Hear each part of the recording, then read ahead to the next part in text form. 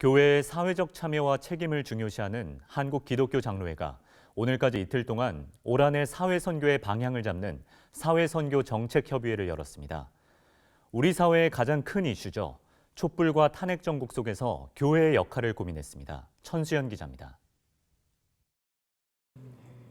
올해 한국기독교장로회 사회선교 정책협의회는 촛불로 대변되는 사회 변화의 흐름에 주목했습니다.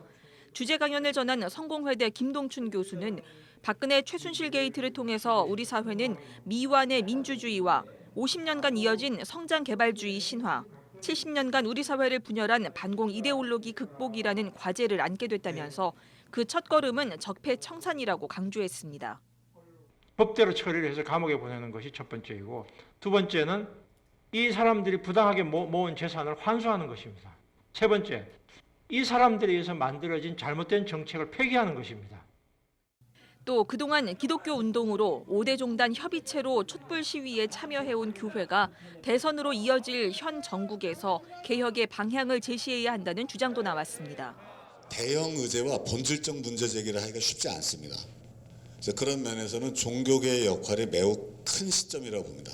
특히 기독교에서 그런 의제를 강하게 지금 던질 필요가 있다라는. 경색된 남북 관계와 관련해서는 남한의 사드 배치 논란과 북한의 대륙간 탄도미사일 시험 발사 우려 등으로 긴장감이 높아진 한반도에서 다양한 교회적 평화 여정을 제안하기도 했습니다. 사회선교 정책협의회를 평가하는 시간도 가졌습니다. 해마다 사회선교의 방향과 과제를 논의하지만 효과적인 사회선교를 위해서는 중장기적 전망이 필요하다는 지적입니다. 또 결정된 정책이 노회와 교회로 연결되지 못한다는 점, 특히 여기에는 평신도 지도력 문제 등 교단 내 구조적 문제도 제기됐습니다. 대표권을 확대해야 되고 대표하는 그 방식도 변경해야 된다. 목사 장로로 제한되지 않고 더 구체적으로 하면 평신도, 그다음에 아까 NGO 단체로 간주했던 그런 단체들에게까지도 대표권을 다 부여하는 게 저는 옳다고 생각합니다.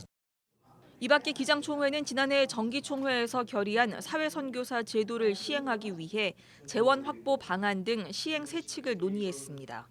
CBS 뉴스 천수연입니다.